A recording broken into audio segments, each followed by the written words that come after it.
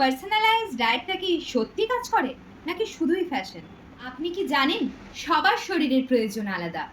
একই খাবার একজনের জন্য খুবই উপকারী, আরেকজনের ক্ষতিকরও হতে পারে।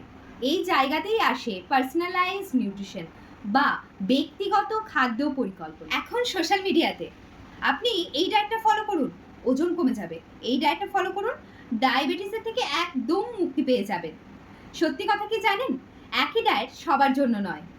ধরুন একজন অফিসে বসে সারা দিন কাজ করে, আরেকজন সারা দিন শারীরিক পরিশ্রম করে কাজ করে।